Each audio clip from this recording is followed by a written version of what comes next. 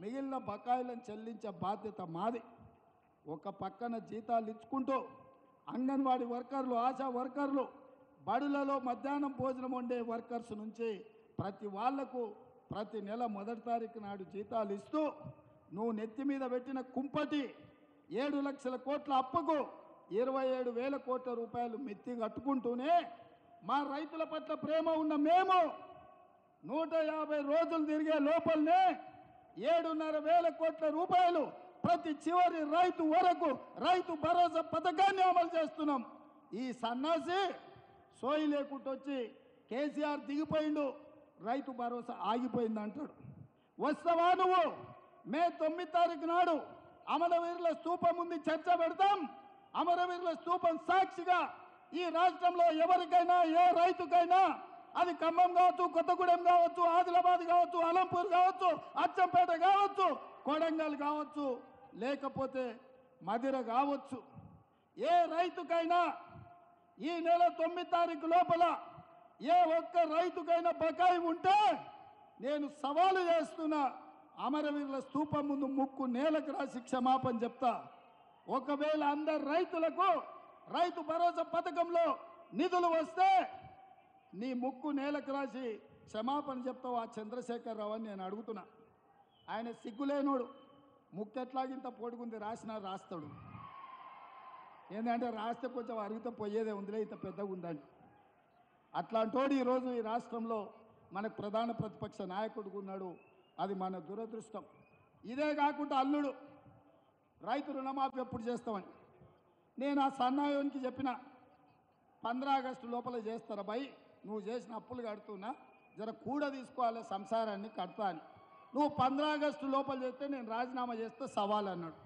సరే మంచిది, రాజీనామా పత్రం జేబులో పెట్టుకో అని మన సిద్దిపేట పోయి చెప్పిన. ఈ సిద్దిపేటకు శనీశ్వరరావు పట్టుకున్నాడు, 15 ఆగస్టు లోపల వదిలిస్తాను. ఇప్పుడు కూడా కొత్తగూడెం నుంచి ఈ శనీశ్వరరావుకు సూటిగా సవాలు విసురుతున్నా, సూటిగా సమాధానం చెప్తున్నా, 15 ఆగస్టు లోపల భద్రాచలం రాముల వారి సాక్షిగా రైతులకు రాష్ట్రంలో, రైతులకు తెలంగాణ రాష్ట్రంలో 2 లక్షల రూపాయల రుణమాఫీ చేసి ఈ రాష్ట్రానికి పట్టిన చీడ పీడ శనీశ్వరరావును సిద్దిపేటలోనే పాతరేసే విధంగా రైతు రుణమాఫీ చేసే బాధ్యత నేను తీసుకుంటా. నువ్వు మాట మీద ఉండే మనిషివే అయితే దూలం లెక్క పెరిగిండు, కానీ దూడకున్న బుద్ధి కూడా హరీష్ రావుకు లేదు. మొదట్లోటి చెప్పి మధ్యలో చోటు చెప్పి చివరికి పారిపోదామని ఎత్తుగడలు వేస్తున్నాడు.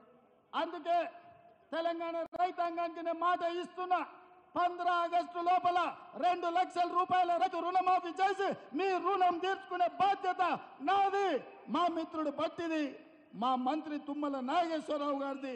వ్యవసాయం గురించి తుమ్మల గారికి ఎవరు చెప్పాల్సిన పని లేదు. ఆయననే సొంతంగా వ్యవసాయదారులు లుంగి కట్టుకొని వ్యవసాయం చేస్తాడు. గెలిస్తే సేవ చేస్తాడు, లేకపోతే వ్యవసాయం చేస్తాడు. అవునా? ఆయన కంటే ఎవరికైనా వ్యవసాయం గురించి తెలుసా? తాతకు దగ్గు నేర్పుతున్నాడు ఒకడొకడు వచ్చి వ్యవసాయం గురించి. అందుకే మిత్రులారా, ఆసరా పెన్షన్లు, అందరికి ఆసరా పెన్షన్లు కూడా ఈ 9 తారీఖు లోపల అందరి ఖాతాలో పడతాయి. ఇవాళ దింపుడుగల్ల మాస చంద్రశేఖరరావుది పుట్టి పిల్లి శాపనార్థాలకు పుట్టిది ఎగిపడదు అన్నట్టు రైతు భరోసా పుల్లనన్న పెడితే ఓట్లు వస్తాయేమో, విద్యుత్ కోతలని అబద్ధాలు చెప్తే కోతల రాయుడి కింద కోస్తే ఏమైనా ఓట్లు వస్తాయేమో, ఆసరా పెన్షన్ వస్తలేదని అబద్ధాలతో బతకాలని అనుకుంటున్నాడు. నీకే అవకాశం లేదు చంద్రశేఖరరావు, నీ పని అయిపోయింది. నీకు దింపుడుగల్ల మాస కూడా ఉపయోగం లేదు. ఏమున్నా బీఆర్ఎస్ పార్టీ కాటికి పోవాల్సిందే. కారు గుర్తు అనే దానికి తెలంగాణ సమాజంలో తావు లేదు. అన్ని సమస్యల్ని పరిష్కరించే బాధ్యత మేము తీసుకుంటామని మిత్రులకు నేను అందరికి తెలియజేస్తున్నా. ఇక బీజేపీ నేను చెప్తానే ఉన్నా, 400 సీట్లు ఇస్తే రాజ్యాంగాన్ని మారుస్తారు, రిజర్వేషన్లను రద్దు చేస్తారు. అందుకే 400 సీట్లు అడిగితే వాళ్ళు అడుగుతున్నారని. నిన్న మన కిషన్ రెడ్డి బండి సంజయ్ అన్నాడు, రాజ్యాంగం మారుస్తామని ఎవడన్నా అంటే వాడిని చెప్పుతో కొట్టాలని.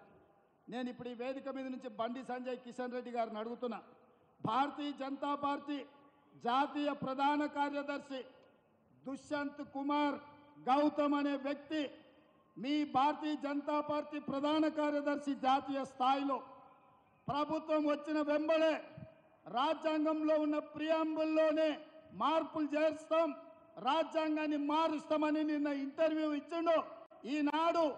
ఈరోజు ఈనాడు పేపర్లో ప్రముఖ